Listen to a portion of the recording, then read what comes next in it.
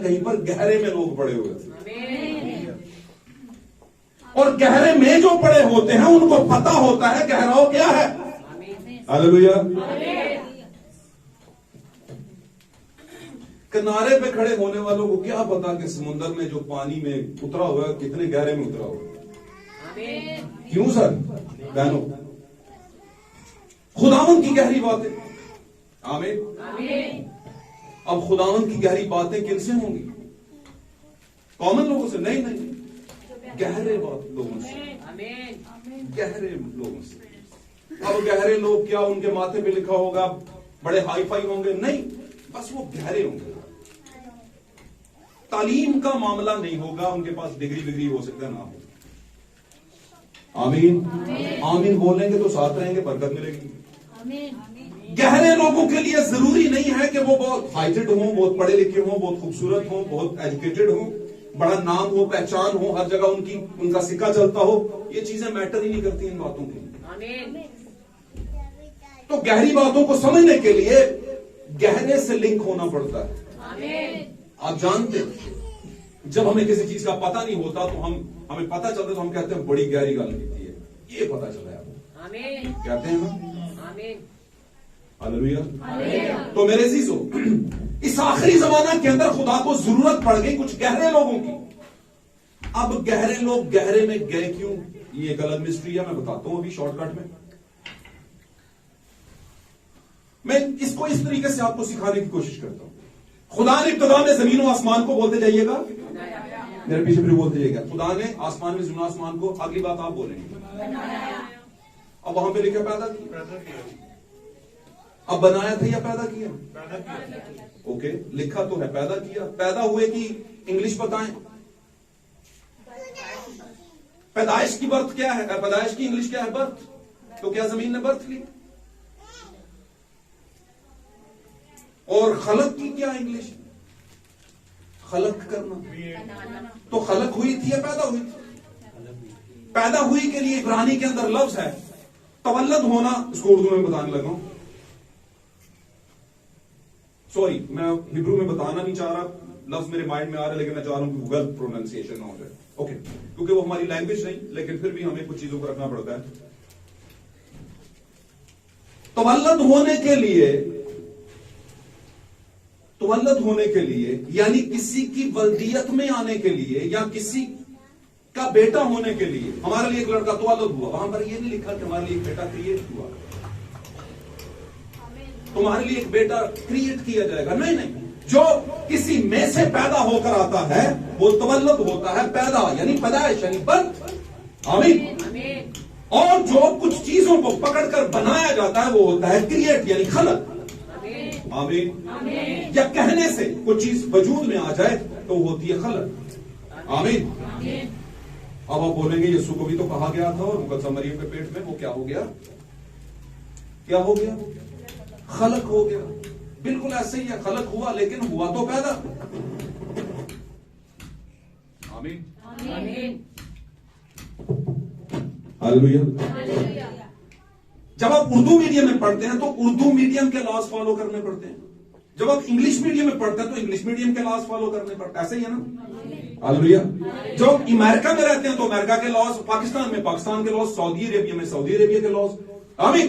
तो जब वो यस्सु खुदा के कलाम की कुदरत से मुकद्दस मरियम के बदन में मुरतब होना शुरू हुआ, क्रिएट होना शुरू हुआ, तो उस टाइम पर वो पड़ा कहां पर था? जमीन के ऊपर। जमीन का लॉ चल रहा था उसके ऊपर।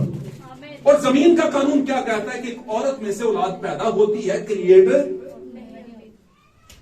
बात समझ रहे हो? तो मुकद्दस मरियम से पैदा होने के बाद उस पर कवानीन चेंज ये हुए कि वो क्रिएट नहीं हुआ, पैदा हुआ। आदम क्रिएट हुआ, पैदा नहीं हुआ। आमीन। गो कि यहां पर उर्दू लैंग्वेज के अंदर कुछ चीजों को लिखा गया। अब ये बतानी क्यों पड़ती है? इसलिए कि मेरे पास नॉलेज बहुत ज्यादा है, मैं बड़ा नॉलेज पेश कर रहा हूं आप पर। नहीं भाई, और वैसे ही बताऊंगा, अगर आपके पास कुछ अच्छा है पड़ा हुआ और आप मुझे नहीं देते तो खुदा पूछ लेगा था। आप इस बात से कतई नजर कि आप मेरे बारे में या मैं आपके बारे में क्या सोचता हूं, कि भाई बड़ा इलम चाड़ रहे हैं, तेरे को गल्ला नहीं, तू लोगों को कंफ्यूज कर रहे हैं। कंफ्यूज नहीं कर रहा भाई, मैं बता रहा हूं, ये भी एक सच है। मुझे पता है, आप भी रख लो, ये बता रहा हूं। ये थोड़ी बता रहा हूं कि मैंने बहुत ही आंदिया ने, क्योंकि ये मैंने बात की है, इसलिए इस बात को माइंड में रखें। दुनिया के अंदर लोगों के ये ख्यालात भी हैं कि पादरी इसलिए ज्यादा बातें बताते हैं क्योंकि वो दस दिन के सानू बहुत पता है। लेकिन अगर 100% के ऊपर भी कोई परसेंट होते ना, तो मैं कहता हूं 200% भी आप मुझ पर बिलीव कर सकते हैं, मैं आप पे इलम नहीं झाड़ रहा होता, बिल्कुल नहीं। मैं कुछ झाड़ नहीं रहा होता भाई आपके ऊपर, मैं आपको बचाने की घर से कुछ बातें रिवील कर रहा हूं तो खोल रहा होता हूं, और मैं खोलनी है। Hallelujah, hallelujah. यीशु मसीह के मुतालिक फकीर फरिश्ते ने कहा इसकी उम्र तो अभी 50 की नहीं हुई, तो कहता है इब्राहिम से पहले मैं था। समझ रहे हैं? तो वो भी यही सोचते होंगे बड़ा इलम झाड़ता पे, फजूल गल्ला करी जा रहे।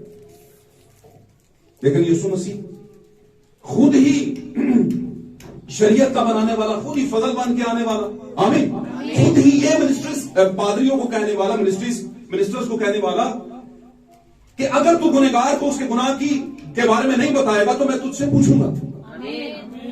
तो मैं तो भाई इसलिए बता रहा हूं कि जो कुछ लिखा है उसके पीछे कुछ छुपा भी है, छुपे हुए को ढूंढना है। मुझे एक बात बताएं, वैसे पूछने लगा, बात बड़ी खतरनाक है, लोग इसको बड़ा पर्सनल ले जाते हैं। फर्ज करें अभी दुनिया के ऊपर आलमी जंग लग जाए, अभी फर्ज कर लें, लेट्स सपोज, और आलमी जंग का मतलब अभी आपको पता नहीं है, अब की जो लगनी है ना वो उसका मतलब कुछ भी नहीं है, पीछे कुछ नहीं बचेगा सिवाय दुल्हन। दुल्हन चूंकि पहले खुदा उठा लेगा दुल्हन, तो क्या दुल्हन जब उठेगी तो साथ में बाइबल भी उठाई होगी? भाई उस्ताद ने कहा बाइबल ना छो पीछे लाके जो उठते इतनी ही होगी, क्या होगा? बोले मेरे पीछे। तो जिसको हम चूम चूम के रखते हैं, कई लोग दे देंगे माथा भी टेक देने, कई बड़ा लहाफ दे लपेट के रखते हैं। मैं ये नहीं कह रहा ना करो, करो जरूर, माथा ना टेको इन बाकी, क्योंकि ये कुछ और चीज होती है जो कि इसमें पड़ा हुआ है, उसको जरा कबूल कर लो, वो मत्था टेकना है। मैं थोड़ा उस लेवल पर बात कर रहा हूं, इस बात को अपने गलत एंगल में नहीं लेके जाना। बहुत दफा इसको लोग चूमते हैं, ऐसे भी करते हैं, नो प्रॉब्लम, बुरी बात नहीं है ये कोई, मैं इसको बुरी बात नहीं समझता। मुझे ऐसा लगता है, मेरा ईमान है कि मुझे ऐसा लगता है कि ये बुरी बात नहीं है। आमीन। प्रॉब्लम कहां पर आती है कि जब ये सब कुछ तो हो रहा होता है लेकिन जो बीच में छुपा है उसको जाना ही नहीं, और नहीं जाना तो बस। अब मैं बताने लगा हूं कि यही जिसको हम बड़ा तकद्दुस देते हैं बाइबल मुकद्दस को, क्या इससे साथ ले जाएंगे? नहीं। और ये दुनिया के जलाओ के अंदर ही आएगी भाई, ये थोड़े टाइम के लिए हमें दी गई है, बस आईने के तौर पर देख लो, वेख लो, वेख लो, वेख लो। क्या ख्याल है? जब हमने आईना देखना होता है, अपने आप को सेटमेंट करना होता है, तो गले में लटकाना होता है, फिर बाद में चल जिदो लोड़ पे वेख लिया, जिदो लोड़ भी वेख लिया, नहीं ना, अच्छा नहीं लगता, गैर मुनासिब है। आमीन। तो एक वक्त आता है हम उस आईने को साथ ले लेके नहीं घूमते, इसी तरह बाइबल ऊपर नहीं जाएगी, वो बाइबल कहीं हमारे अंदर होगी। हालेलुया। और कौन सी बाइबल हमारे अंदर हो? हालेलुया।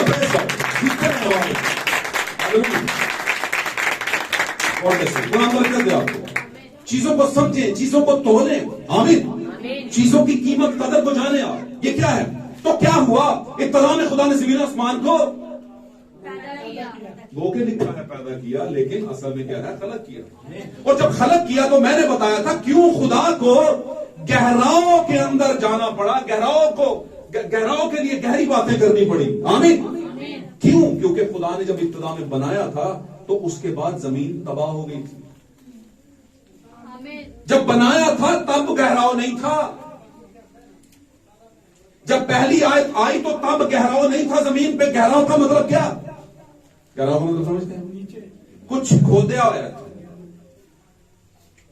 आमीन। जैसे पंजाबी में कहते टटवा पे ही किधर गड़ा पड़ा हुआ है, तो जहां पे गड़े हों, टवे हों, टिब्बे हों, आमीन, उनकी नहीं को तुसी समझ लो बड़ी चंगी जगह, उसको तो सीधा करना पड़ता है, है ना? और वैसे एलिया की नबूवत जो यूहन्ना के ऊपर आई थी, गौर से सुने, बातों को छोड़ना नहीं किसी बात को। हमारा टॉपिक है आज खुदा की गहरी बातें। आमीन। खुदा की गहरी बात। जब यूहन्ना इस तबाह की जो बपतिस्मा देने वाला था, बाइबल मुकद्दस ने उसको बयान किया है कि वो एलिया की रूह में था, क्योंकि वो यूहन्ना बिन जकरिया उसको कहते हैं, जकरिया का बेटा, उसका बाप काहिन था, कहानत के खानदान से आ रहे थे वो। आमीन। और अगर कहानत की बात करें तो जकरिया को लेकर के पीछे चले जाएं तो काहिन किन में से बनते आ रहे थे? Good, hallelujah. और फिर आगे चल के हारून के घराने में से सारे ही हारून की नस्ल के बेटे। तो इसका मतलब जकरिया किसकी नस्ल से? कहानी, हाँ जी, हारून की नस्ल, हारूनी नस्ल से, कहानत की नस्ल से, बड़ी स्पेशल, बड़ी जबरदस्त की हुई नस्ल। और उसी में से कौन? बोलिए, यूहन्ना इस्तबागी। अब यूहन्ना इस्तबागी तो कहीं सेमिनरी नहीं कर रहा, वो कहां पे सेमिनरी कर रहा है? कहां कर रहा भाई? वहां पे कौन सी सेमिनरी है भाई? पागल हो गए हो तुम लोग। कहते ने एडियां भारियां गल्लां करते हो, पहाड़ां ते चले जाओ, इन्होंने मनेगा कौन? तो मैं कहता हूं नो प्रॉब्लम, वो काबों की गजा है, वही खाएंगे, आपके लिए तो है भी नहीं। वो काबों की गजा है, अगर हम खाकर बैठे हैं, हम स्टिल एंड स्टैंड खड़े हैं, और खुदावंद ने चाहा तो रहेंगे। आमीन। क्योंकि हमें ऐसा लगता है इस जैसी कहीं और नहीं है, क्योंकि ये जो लिखा है इसके पीछे जो छुपा है वो बयान करता है। रट्टा रटाया काम नहीं। आमीन। तो क्या हुआ मेरे अजीजों? खुदा ने पहली आयत में जब जमीन आसमान को बनाया तो जबरदस्त बनाया, A1 बनाया, बेहतरीन बनाया। लेकिन फिर बाद में इसको डिमोलिश किया गया। आमीन। इसको खराब किया गया, और ये खराब हुई, और इसमें क्या हो गए? गहराव। और फिर खुदा को जरूरी, खुदा ने समझा उसको ये करना पड़ा कि गहराओं के ऊपर जो अंधेरा है और पानियों के ऊपर, हालेलुया, गहरी चीजों के ऊपर क्या है? गहराओं जहां पर है वहां पर क्या है? अंधेरा है। अब अंधेरा क्या है? यीशु ने कहा मैं दिन को वहां पे खड़ा था, वहां पे खड़ा था, वहां पे खड़ा था। बात को समझ ले, मैं बातों को जोड़ रहा हूं, आप जरा तेज हो जाए। यीशु मसीह की बात करता हूं, समझ ले, फौरन चैप्टर आ जाता है यीशु की खिदमत पे। और जब मैं पुराने ऐसे बात कर रहा हूं तो फौरन चैप्टर आ जाता है नबियों पे, रसूलों पे, सॉरी उन पे, शरीयत के ऊपर और नबियों के ऊपर। आमीन। और यहोवा पाक की बात के ऊपर। इन बातों को कोट कर लिया करेंगे। तो क्या यीशु ने कहा दिन को मैं वहां पे खड़ा था, तुमने मुझ पे हाथ नहीं डाला? बताएं मुझे। तो अभी चूंकि तुम्हारी घड़ी और तारीकी का इख्तियार है, ये लिखा है, तुम्हारी घड़ी। अब मुझे बताएं, रोमन स्पिरिट जो है एक जानलेवा स्पिरिट है। ये 325 में रोमन स्पिरिट आई थी कैथोलिक मिशन के अंदर, और आज तक इसने जान नहीं छोड़ी। ऐसी खतरनाक स्पिरिट है। आमीन। इसके एलिमेंट रह जाते हैं कहीं ना कहीं पे, लेकिन खुदा का शुक्र करते हैं मैसेज में इसके एलिमेंट नहीं है। मैसेज के अंदर इसके एलिमेंट नहीं, कभी नहीं। आमीन। नहीं है। और अगर कहीं नजर आ जाते हैं तो तलमली मच जाती है लोगों के अंदर कि ये क्या हो गया। आमीन। लेफ्ट राइट के लिए ये बेजरर बातें हैं, लेकिन मैसेज वालों के लिए ये इसलिए बेजरर नहीं है क्योंकि वो कहते हैं कि खुदा ऐसी दुल्हन चाहता है जिसके ना कोई दाग, ना धब्बा, ना कोई हो ही ना। आमीन। तो इस वजह से प्रॉब्लम है भाई कुछ ना कुछ। आमीन। तो खुदा की रूह पानी की सतह पर जुम्बश कर रही थी, गहराओं के ऊपर अंधेरा था। आमीन। अब गहराओं के ऊपर अंधेरा था, तारीकी थी। आमीन। मैं चंद बातें मिसालें बीच में रख लेता हूं। क्या आप जानते हैं जब यूना को एक मिनिस्ट्री दी गई, यूना नबी को, यूना नबी के बारे में कौन कौन जानता है? सब जानते हैं। ओके।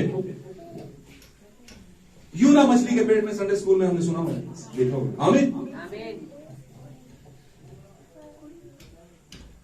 खुदावंद ने उसे मिनिस्ट्री दी, नरमा में जाना है तूने भाई, गैर कौम वाले हैं उनमें जाकर मिनिस्ट्री कर, मेरा पैगाम देकर जा। आमीन।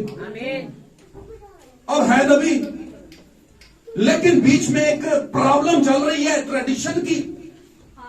अब ट्रेडिशन तो बेशक खुदा ने ही दिया था, लेकिन उसे खुदा की उस बात को भी फॉलो करना था जो खुदा उसे टाइम पर दे रहा था।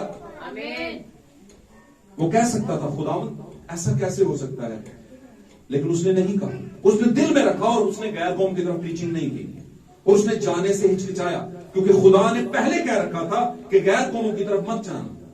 खुदा गैर कौमों से राब्ता नहीं रखता था पुराने अहद के अंदर। आमीन। और नबी रसूल और वहां के जितने भी लोग आ रहे थे वो समझते थे कि गैर कौमों से हमारा कोई ताल्लुक नहीं। इसलिए यूना नबी को भी जब ये मिनिस्ट्री दी गई, खिदमत दी गई कि जा नानवा के अंदर उनको कह कि मैं तुम्हें बर्बाद करने वाला हूं, तो इसने सोचा गैर कौमों से हमारा ताल्लुक ही कोई नहीं। आमीन। और उसकी मौके के जो कलाम था, मौके का जो मैसेज था, मौके की आवाज थी खुदा की, उसको उसने रद्द किया, उसने अपना रास्ता बदल लिया। आमीन। मैं इसके गहरे में नहीं जाता, मतलब इसको मैं डिटेल नहीं करता, मैं आपको सिर्फ ये बताना चाहता हूं कि जब उसने अपना रास्ता बदला तो खुदा अपने नबियों को रास्ते पे लाना जानता है। आमीन। आमीन। जिसको उसने डिसाइड किया है, उसने अनॉइंट किया है, उससे वो खिदमत लेगा। लेकिन जब वो पहली पोर्शन के अंदर, पहली आवाज के अंदर नहीं गया तो फिर उसे जरा गहरे में जाना पड़ा। इस बात को कोट करें, ये बात के अंदर बड़ा रेवलेशन है, बड़ा भेद है ईमानदारों के लिए।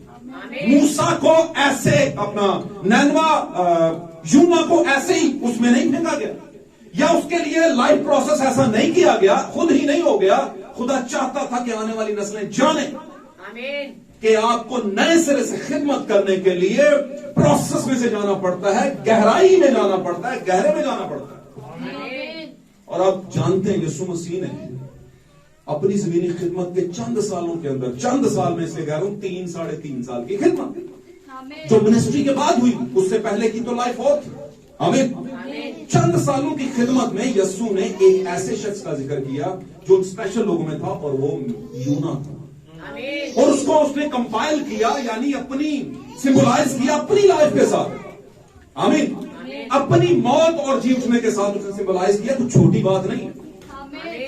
उसने कहा जैसे यूना 3 दिन और रात मछली के पेट में रहा। आमीन।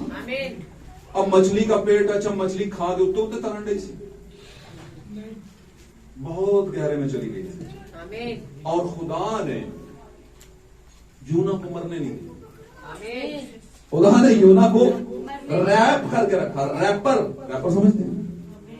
रैपर, बिस्किट खा लो रैपर छोड़ दो, चिप्स खा लो रैपर छोड़ दो। रैप करना, लपेटना, लपेट के रखा। किससे? प्रोटेक्शन से, गॉड्स प्रोटेक्शन।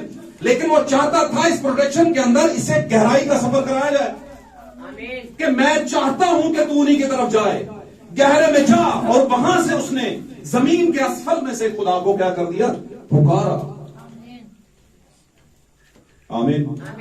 मेरे अजीजों, कलाम मुक़द्दस आपके लिए बड़ी खूबसूरत बात करता है पुराने अहदनामे के अंदर। तेरे आबशारों की आवाज से गहराओं को। आमीन। चंद मिसालें फटाफट इसको मैं आपके सामने रखना चाहता हूं, ताकि आपके ज़हन में रह जाए कि बाइबल मुक़द्दस में रेवलेशंस जो है कहां कहां पर पड़े हुए। तो वक्त के नबी को जो सिंबलाइज करना था, जिसने आने वाले वक्त में यीशु मसीह ने उसके बारे में बयान करना था, कई 100 सालों बाद, कई 100 सालों बाद यीशु मसीह ने उसी के बारे में बयान करना था। जरूर था कि वो पहले वाकया हो चुका, उसने जाना ही जाना था गहरे में। आमीन। क्या लेने के लिए गया था? सम रेवलेशंस, नए सिरे की खिदमत, नई मिनिस्ट्री के तौर पर। और मैं आपको बात बताऊं, थोड़ा सा बताता चलता हूं। ये जो निगलने वाला मामला है, इंसान को निगलने वाला मामला, अगर आप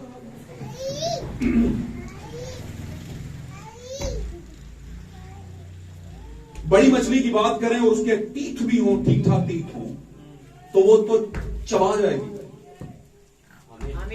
लेकिन ये खुदा की उस क्रिएशन में से तैयार की गई मछली थी।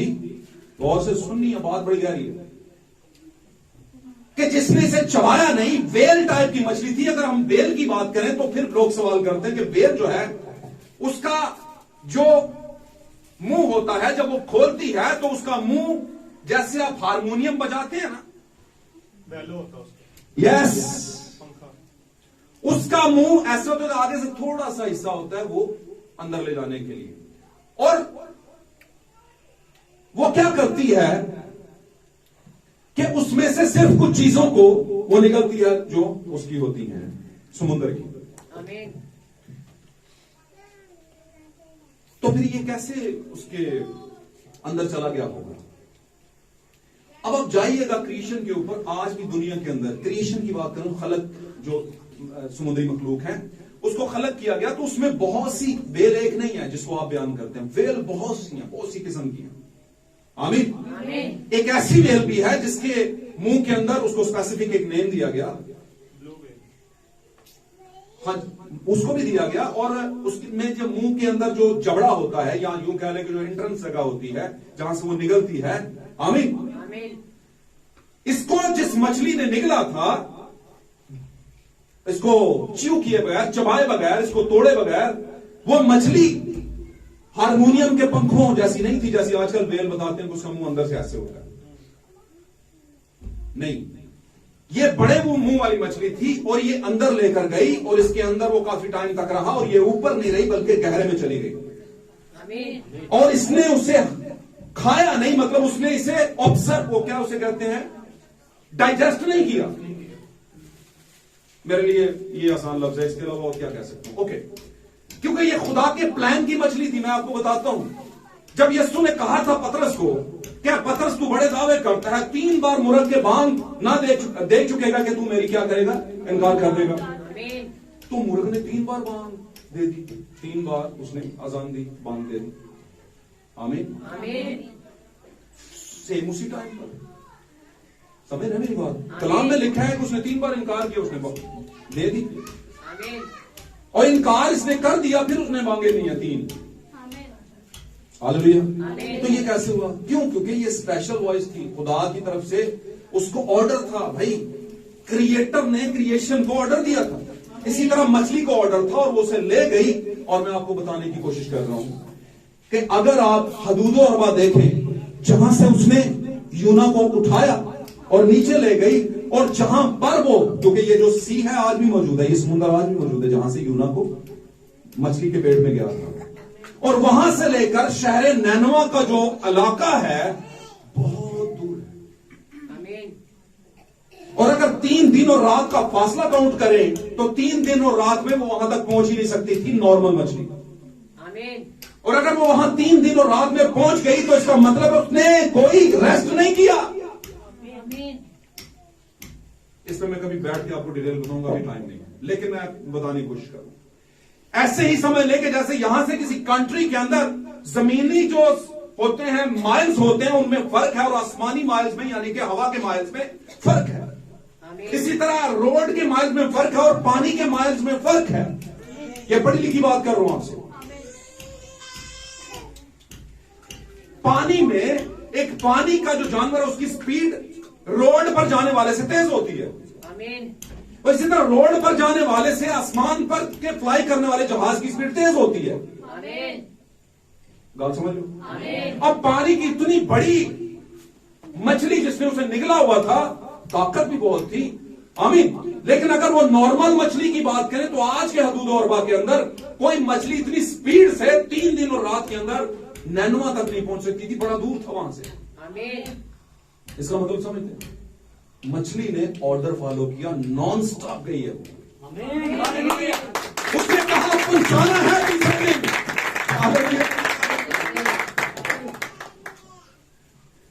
तो भाई ये तीसरे दिन बस पहुंचाना था। क्यों तीसरे? भाई क्यों ढीली नहीं पड़ी मछली? क्योंकि अगर ये तीसरे दिन तक पहुंचाती ना तो यीशु कैसे कह पाता कि जैसे वो 3 दिन रात, और उसने उसे समुद्र पर निगल दिया, सॉरी उगल दिया, माजरत के साथ उगल दिया। तो कहने का मतलब यह है कि जब खुदा कोई काम शुरू करता है, गहराई में लेकर जाता है, तो उसके लिए उसका प्रोसेस चलना शुरू हो जाता है, वो जमीनी प्रोसेस नहीं चलते।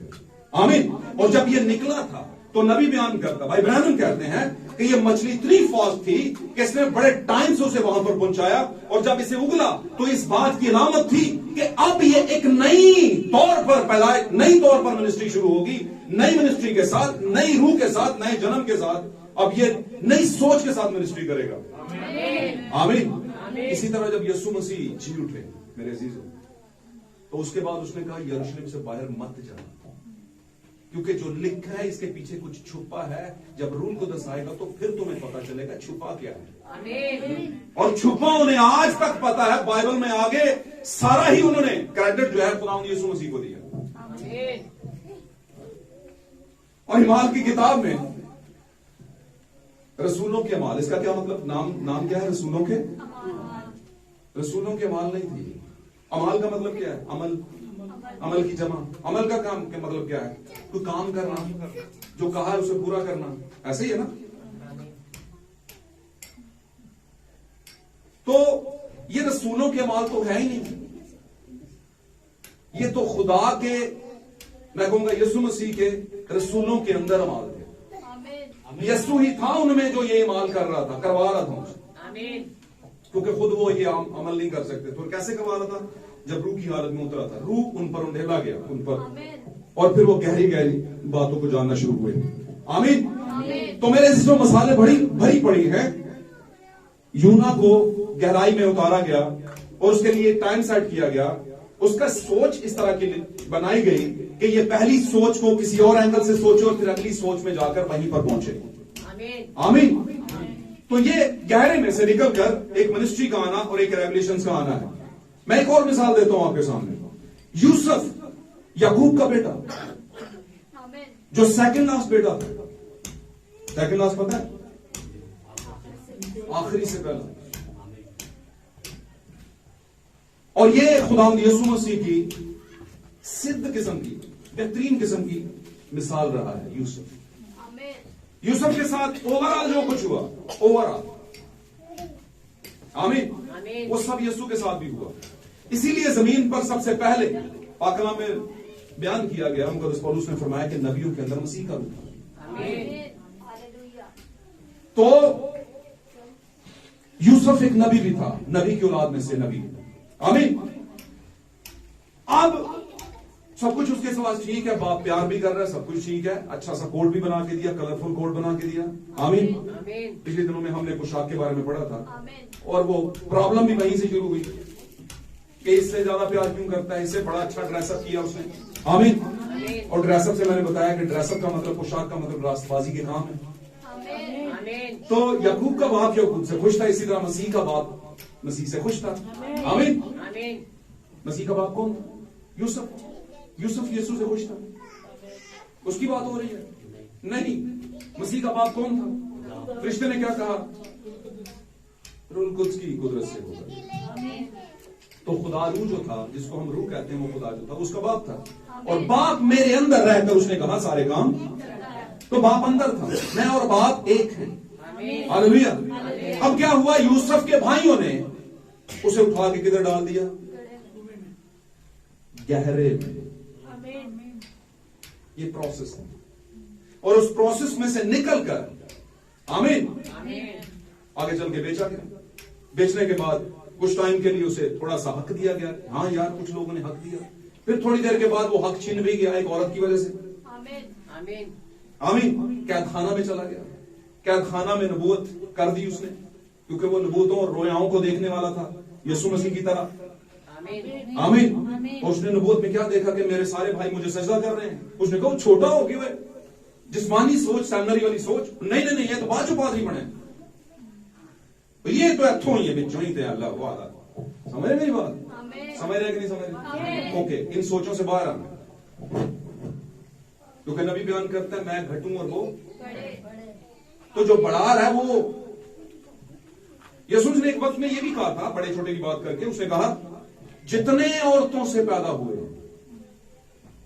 बताइए, यूहन्ना उन सबसे बड़ा है। यूहन्ना गाल सुने, जिन्हें पूरी कायनात है, औरतों में पैदा हुए, यूहन्ना को कह दिया उनसे बड़ा है। अब दूसरे पोर्शन में वो कह रहा है, यीशु ही कहते हैं मगर जो अपने आप को छोटा बनाता है वो यूहन्ना से भी बड़ा है। आमीन। जो अपने आप को छोटा बनाता है।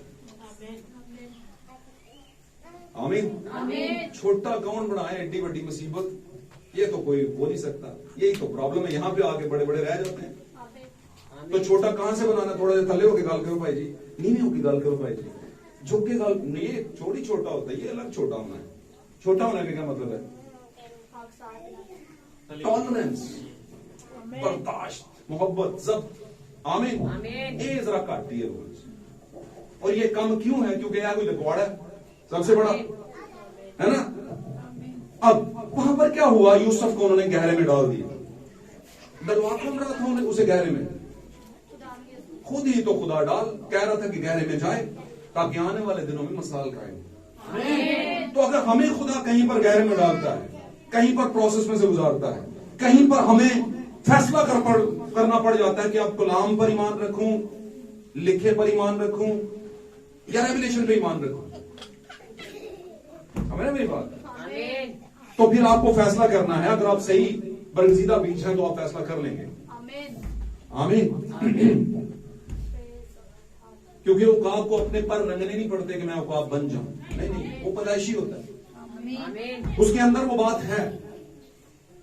आमीन। उसके अंदर वो बात होती है। मैं परसों एक मीटिंग में था, कैश नाइन में, इनके घर में, भाई साबर के घर में था, तो वहां पे हम दुआ में से पहले गीत गा रहे थे, आजा तू काबा वाली। तो मैंने कहा भाई किन्नू कह रहे हो काबा गार विच रल जा, चूसे हम कह रहे हो या मतलब कावा शावा कबूतरा, वो तो रलेंगे ही नहीं, कहते रहो आ भी जाएंगे तो कैसे रलने का मतलब समझते हैं? इको हो जाए, सब एक जैसे, है ना? तो रलेगा कौन? वो काबों में वो काब ही रलेगा, वो और कोई रल भी नहीं सकता। कैसे रलेगा? रल ही नहीं सकता। आजा तू काबा वाली डालना रल जा, रलेगा नहीं, गालू समझ रहे हो? तो कौओं में कौवे मिल जाते हैं, मिक्स हो जाते हैं, उकाबों में उकाब, बगलों में बगले, आमीन, कबूतरों में कबूतर। तो आजा तू काबा वाली डारना राजा किन्नू कह रहे ने? उकाब नू कह रहे ने। अब जैसे अब्राहम को बुलावा था उकाब को, साथ में लूत भी आ गया, वो समझ रहा था मुझे भी शायद बुलावा है, लेकिन बुलावा किसको था? वादे अब्राहम के साथ, लूत के साथ नहीं। समझ नहीं बात। अब तो भाइयों ने पकड़ के उसे गहरे में डाल दिया, गहरे में से निकाला, फिर आगे गया और आगे जाके कुछ टाइम के लिए इख्तियार, और फिर उसके बाद फिर एक प्रोसेस, और वो क्या था? कैद खाना में एक नबूवत की, एक बच जाएगा कैदी और दूसरा छूट जाएगा, और वही हुआ। और आने वाले दिनों में खुदा ने फिरौन को एक ख्वाब दिखा दिया, और ख्वाब के पूरा करने के लिए उसको बुलवाया गया, और जब बुलवाया गया, ख्वाब पूरे हुए, तो उसके बाद उसे इख्तियार दिया गया। आमीन। इख्तियार दिया गया, लेकिन याद रखें गहरे में जाने के बाद। अब मैं बात करूंगा यस्सु की। यस्सु मसीह अपनी जमीनी खिदमत में जान देने से पहले, गहरे में जाने से पहले उसके शागिर्दों ने पूछा, बता कि तू क्या बनी इस्राएल को अभी बादशाही फराहम करेगा, और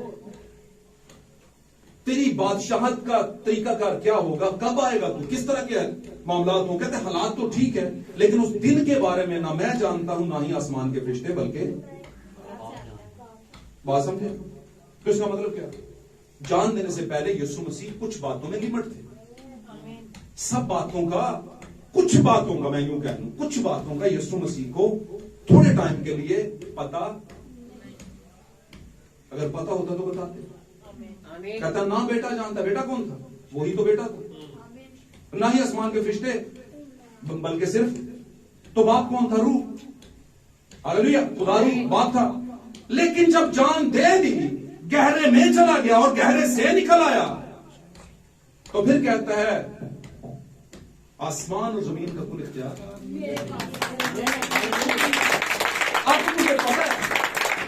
अब मुझे पता है कि क्या होगा, कब होगा, कैसे होगा, क्योंकि अब पूरा इख्तियार क्या है? बात को समझिए। तो कुछ हासिल करने के लिए गहरे में से गुजरना पड़ता है। तो खुदा गहरी गहरी बातें गहरे गहरे लोगों के लिए जाहिर करता है, और कोई गहरे लेफ्ट राइट में कोई नहीं है, ढूंढते रहे, कोई नहीं मिलेगा गहरा। फिर अपने आप को टटोले जरा, तो फिर आपको पता चलेगा यार असी बाहर गहरा होला अपने फिरने, असी हैं गहरे। थोड़े टाइम के लिए हम पर क्या है? गहराओं के ऊपर क्या छा गई थी? अंधेरा छाया हुआ था। आमीन। लेकिन खुदावन का शुक्र, उसने इस गहराओं पर से तारीकी को दूर किया, उसने पुकारा है हमें। उसने क्या है? हमें पुकारा है। हालेलुया। जैसे यूहन्ना नीचे से पुकार रहा है और ऊपर से खुदा उसे पुकार रहा है। हालेलुया। यीशु मसीह गहरे में गया है, नीचे के इलाका में गया है। हालेलुया। और उसने कुछ फ्रूट्स वहां से बीज अपना निकाला है। तीसरी बात, कश्ती की बात चलते हैं। शमौन अभी शागिर्दियत में नहीं आया, अभी चुनाव से पहले शमौन और उसके भाई याकूब और यूहन्ना, क्योंकि यूहन्ना एक कॉमन नाम था, याकूब भी और शमौन भी नाम था, वो बहुत से लोगों के नाम है। तो ये किनारे पर खड़े यीशु मसीह प्रीचिंग कर रहे हैं, और यीशु प्रीचिंग करते करते करते करते उसने शमून से कहा कि कश्ती को किधर ले चल। तो ये भी हमारे लिए एक बड़ी इंफॉर्मेशन है कि हम इससे जाने कि बात असल में हो क्या रही थी। आमीन। लेकिन उसकी थ्योरी कुछ फर्क थी शमून की, यस्सु के पास आने से पहले, उसकी बात मानने से पहले एक थ्योरी फर्क थी। और वो थ्योरी क्या थी? उसने कहा खुदावंद हमने पूरी रात क्या की है? जाल डाले हैं, सख्त मेहनत की है, लेकिन हासिल हुसूल। उसने कहा मैं तुमसे कहता हूं कि गहरे में तो कुछ हासिल करने के लिए थोड़ा सा गहरे में। मैं आपको बताऊं खास बात, ध्यान में गल सुनो, ध्यान भाई। मछलियों को क्या पड़ी हुई थी कि जाल फटने शुरू हो गए? इतनी आ गई को थोड़ी नहीं आ जाती, ठीक है यार अच दी दिहाड़ी लग गई। बात समझ रहे हो? इतना बहुत है, बहुत है। कह रहे हैं जाल फटने शुरू हो गए। इसका मतलब की क्योंकि किसी ने कश्ती में बैठ के पुकारा था। गहराओं ने गहराओं को पुकारा था और सारी की सारी मछलियां मैं कहूंगा जाल के अंदर आ गई और उन्होंने मदद के लिए पुकारा, इधर आओ हमारी मदद करो। याकूब यूहन्ना है और वो भागे भागे आए, वो अपनी कश्तियों से उतर कर और उन्होंने उसकी मदद की और कश्ती मछलियों से भर गई। हुआ कैसे? क्योंकि गहराओं में से गहराओं को किसी ने पुकारा था। मुझे एक बात बताएं, जहां तक कोई पहुंच ना सके वो उसके लिए गहरी बात है। आमीन। तो आसमान पर हम पहुंच नहीं सकते थे ऐसे, तो हमारे लिए आसमान गहरा है और आसमान के लिए हम गहरे हैं। गाल समझ रहे? गहराई का मतलब सिर्फ नीचे की तरफ ही गहरा नहीं है, ऊपर की तरफ भी गहरा है। आमीन। वैसे ये बड़ी बड़ी और गहरी बातें खुदावंद ने एक वादा के पाक कलाम में मैं तुम पर जाहिर करूंगा। वो कहां से गहरी बातें आएंगी? जमीन से। इसका मतलब क्या? हमारे लिए, इंसान के लिए जो सबसे बड़ी गहराई है वो आसमान है, जहां पर वो वैसे पहुंच नहीं सकता जब तक के गहराओं को पुकारने वाला पुकारे ना। आमीन। और मैं आपको बात बताऊं, वक्त आने वाला है कि आसमान पे के गहराओं पर से एक गहराओं को पुकारने वाला पुकारेगा। और लिखा है जो खाक में सो रहे हैं, गहराई के अंदर सो रहे हैं, वो जी उठेंगे। Hallelujah, hallelujah. मेरे अजीजों, इस आखिरी जमाने में खुदा गहरी और बड़ी बड़ी बातें कर रहे हैं हमसे। बहुत से लोग इन गहरी और बड़ी बातों को समझ रहे हैं और कबूल कर रहे हैं। हालेलुया। और कबूल करने के बाद एक चीज अमल में आ रही है कि खुदा, हाँ हम जानते हैं ये जो वक्त का कलाम था, वक्त का बीच था, ये मेरे जैसे और बहन भाइयों के लिए और मेरे लिए ही था।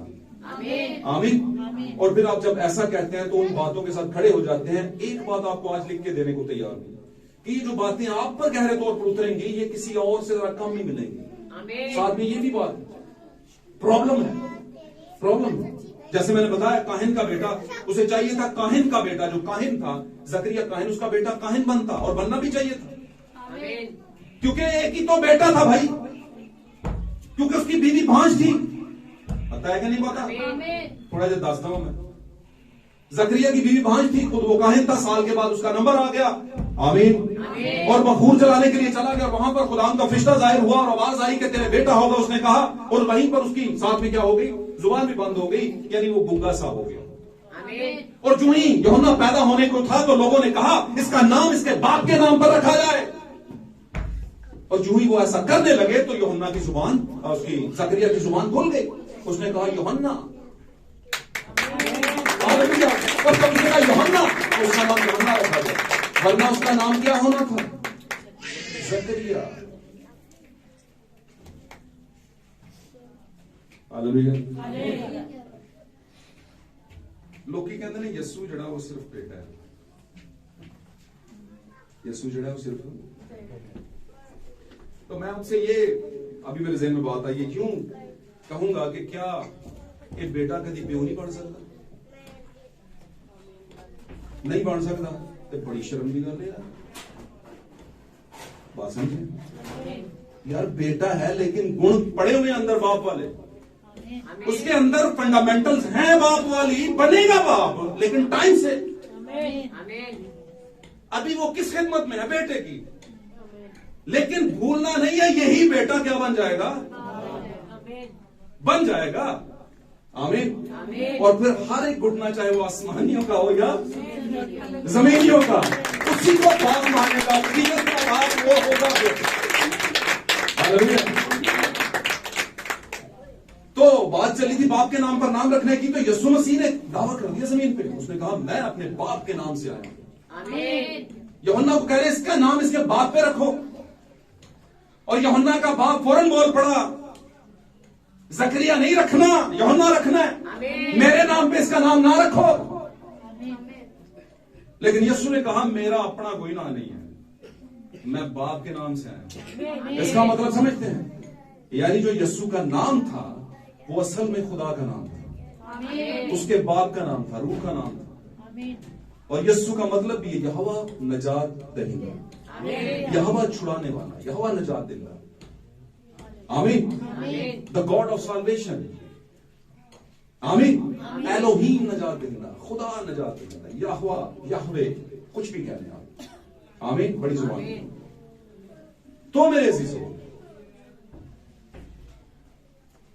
बात करने का मतलब यह है कि यूहन्ना को मिनिस्ट्री दी, और उस मिनिस्ट्री के तहत वो आगे फिर काहिन नहीं बना, बल्कि वो जब उससे पूछा गया तू कौन है भाई, तो उसने क्या कहा? उसने ये कहा मैं कैथलिक हूं, या कहा होगा असेंबलीज ऑफ गॉड हूं, ये कहा होगा। आज तक किसी ने मुझे भाई जी कौन हो तुसी, केड़ी कलीसिया, ते नाल ही फड़ा पड़ना तुसी बड़े फकर ना दस देते हो असी इथों आ जी, इन्हां दे नाल है जी काफी।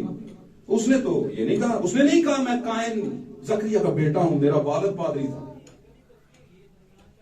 हम इस मिनिस्ट्री से आ रहे हैं, हम जल्दी पुश्ती जनाब लावी के घराने से हैं, ये तो उसने कहा ही नहीं, क्योंकि उसकी सोच बदल गई।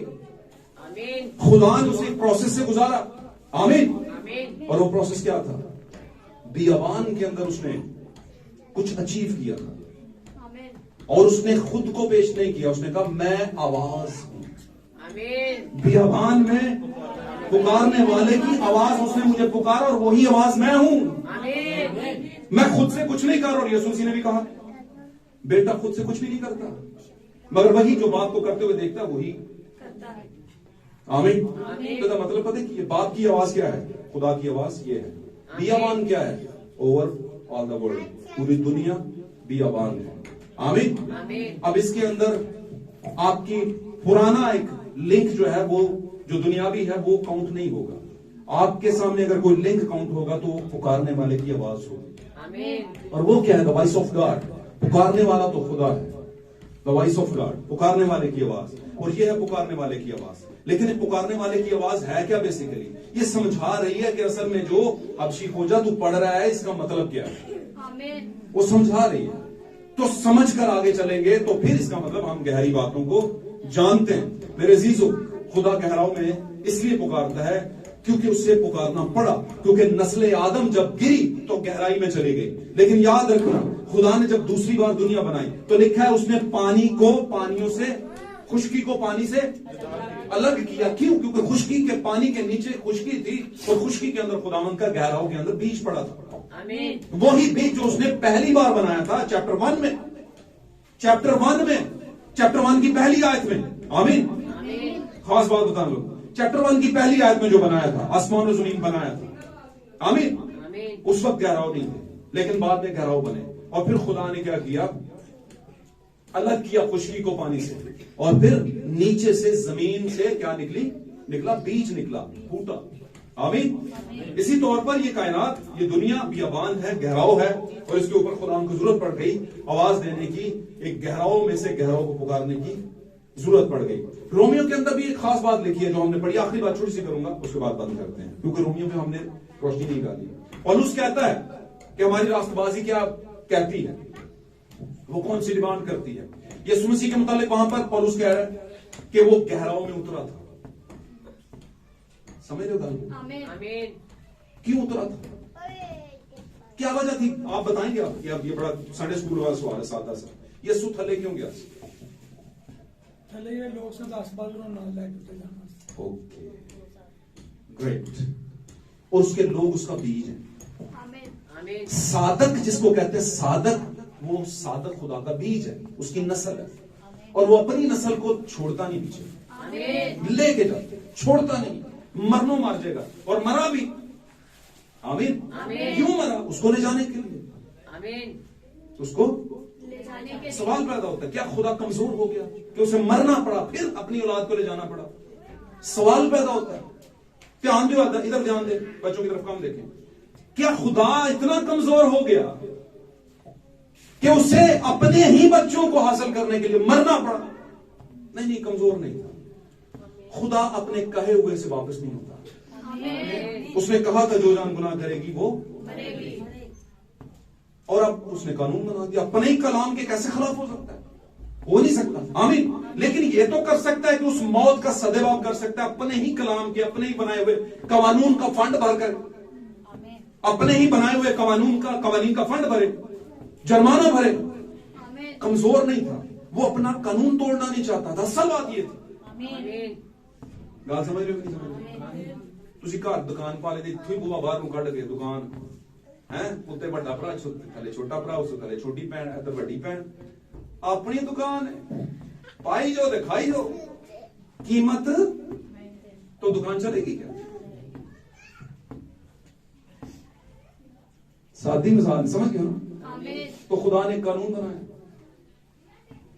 तो वो भी कहता खैर जेड़े मेरे ने कर दे जान गुलाम, आदम तू तो मेरा बेटा है, समझ रहे ना मेरी बात? तो खैर हो गया तो नो प्रॉब्लम, हवा नो प्रॉब्लम, कोई बात नहीं है, तुम तो मेरे हो यार, ये कानून तो दुनिया के लिए है। तो पंजाबी से कल मिसाल होंगी सी पुरानी, दे दूं मिसाल, अन्ना वंडे शरीरियां पहुंचो, तो ये तो काम बड़ा खराब है, समझ ना मेरी बात? उसने कहा नहीं आज नहीं, दुकान तो चलेगी नहीं, तो जो भी भाई लेके जाएगा, शुक्र करो बुए तो मिल गए, उतो थले आने तो गोली मिल गई, दूर नहीं जाना फिर। इतना नहीं शुक्र करना, नहीं फ्री थोड़ी होता है, ऐसे नहीं होता, कीमत लगी है इस पे। तो अगर कुछ बिजनेस बढ़ाना है तो कीमत तो थोड़ी बहुत कुछ ना कुछ। आमीन। तो खुदा ने कानून बनाया, जो जान गुनाह करेगी मरेगी। खुदा गुनाह को देख नहीं सकता, तो खुदा के बेटे और बेटियों ने क्या कर लिया? तो अब मरना कानून तो आ गया, अब मौत से बचाना था, वो तो आ गया कानून, वो तो खुदा का अपना ही बनाया हुआ था कि मैं बजावा जड़ी आप ही अग बाली है, लाई है ना, तो खुदा ने कानून बना लिया। अब कानून आपका था, सजा नहीं थी, लेकिन खुदा ने कहा सजा भी बना ली, ये भी बना लिया, अब मैं बीच में रहम को भी पैदा कर दूंगा। तो कीमत उसने बना दी। अब कीमत चुकाने के लिए उसे एक बदन रेडी करना पड़ना था। रूह कैसे कीमत अदा करे? रूह के खून और गोश्त और हड्डी नहीं होती। गाल समझ रहे हो कि नहीं समझ रहे? आमीन बोलने जागते रहो तो थोड़ा जा। अच्छा, ये जो मैं मिसालें देता हूँ, ये आपको मखौली हालत में ले जाने के लिए नहीं देता। नो, मज़बा मजाक की जगह नहीं, मैं सिर्फ आपको थोड़ा सा चार्म दिलाने के लिए, आपको दिलचस्पी डेवलप करने के लिए देता हूं कि इनको बातों को समझें। बातें ये शुगल की जगह नहीं और ना ही ये मजाक की जगह, लेकिन मैं आपको समझाने की घर से ही बात कर रहा हूं कि आप जरा लाइट मूड में इनको समझ जाएं। क्या हुआ कि खुदावंद कमजोर नहीं हुआ मेरे अजीजों, खुदावंद ने एक और रास्ता निकाला, और वो रहम का था, और वो था खून की कुर्बानी। पहले जानवरों की थी और बाद में कामिल कुर्बानी, मसीह अपनी, खुदा ने अपने लिए बदन तैयार किया और उसको कुर्बान कर दिया, और फिर खलासी हो गई। खुदा कमजोर नहीं है, खुदा ने कीमत दी। अब सवाल अगला, ये कीमत दी किसको? किसने कैद किया हुआ था नीचे? तो कीमत शैतान को दी थी? नहीं। दूसरे में पायन को लंगा, दूसरों को भी जेन लड़ाने दिया करो। मनीटर कहे मैं ही सारे जवाब देने में, तो भाई तुम मनीटर हो, शुक्र है खुदावंद दा बरकत दे तानू, क्योंकि ये बातें खुलना बड़ी जरूरी है।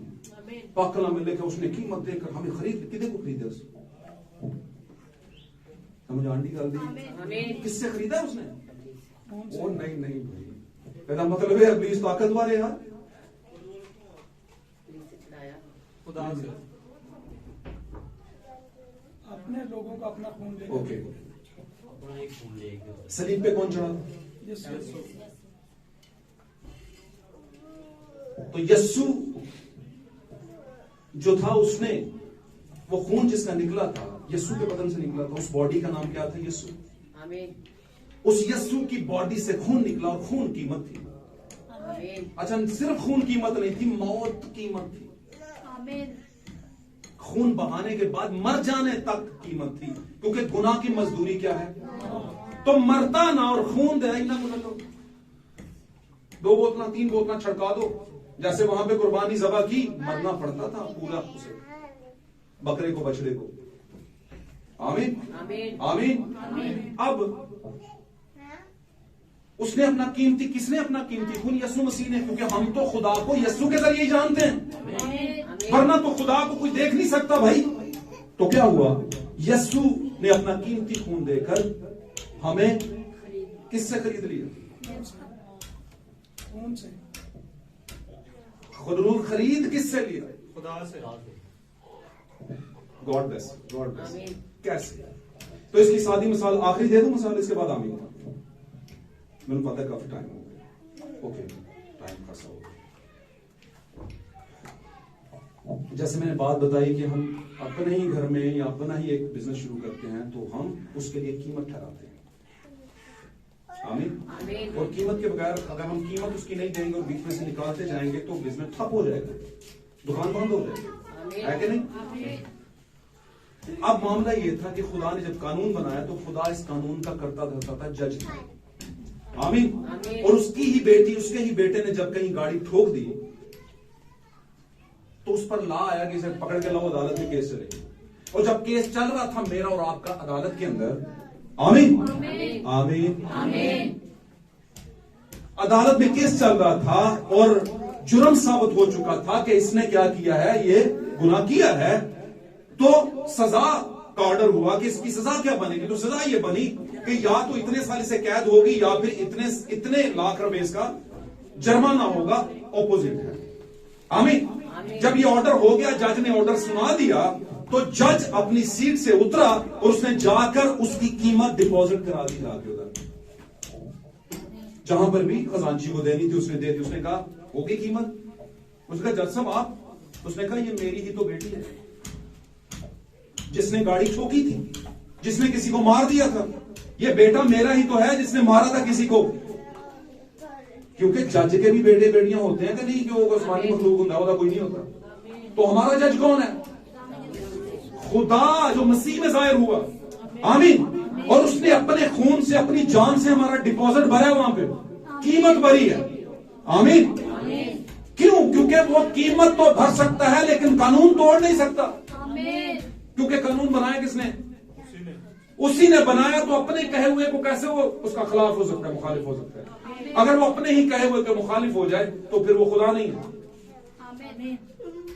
मतलब मैंने कहा खुदा ऐसा नहीं जो अपने कहे से मुकर जाए, कहे हुए से पीछे हट जाए। हाँ, वो रहम करेगा। तो मेरे अजीजों, ये कीमत किसको दी गई? हाँ जी, पूरी कायनात के बनाने वाले ने खुद ही कीमत वसूल की अपने ही बेटे और बेटी के गुनाह के लिए, और खुद ही दी और खुद ही वसूल की। आमीन। तो मेरे अजीजों, इन बातों को जाने।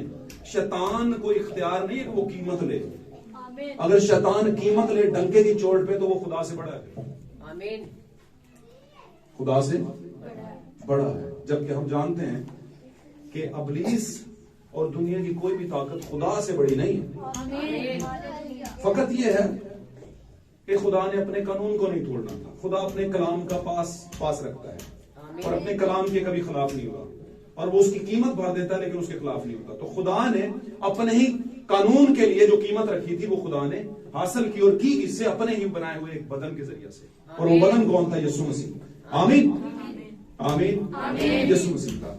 तो मेरे अजीजों, आज आपने बड़ी बड़ी और गहरी बातों को जाना है, समझा है, सीखा है। लास्ट टाइम हमने एक और बड़ी गहरी बात को सीखा था, ले पालक होने के ताल्लुक से, कि हम किससे लेकर पाले गए? क्या हम खुदा के नहीं थे जो लेकर पाले गए? खुदा भांज था। तो ऐसी बातें हैं जो गहरी हैं, जो जानने वाली, समझने वाली। तो खुदा तो भांज हो नहीं सकता, वो तो भांज का घर बसाता है। आमीन।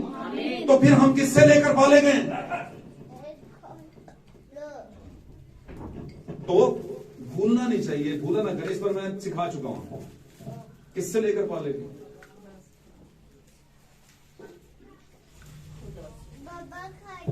Okay, God bless you. इस पर फिर बात करेंगे। तो खुदा गहरी गहरी और बड़ी बड़ी बातें खुदा लोगों से करेगा। आज का मैसेज, आज का टॉपिक था खुदावन की गहरी बातें। आमीन। गॉड्स डीपेस्ट वर्ड, खुदा की गहरी बातें। God bless you all. खुदा आपको इस कलाम के बारे से और हम आज हम अपनी आंखों को बंद करते हैं, आंखों को बंद करते हैं, दुआ मांगते हैं। कोई आंख खुली रहे थोड़े वक्त के लिए, खुदा की हुजूरी में जाए, शुक्रगुजारी करें। खुदा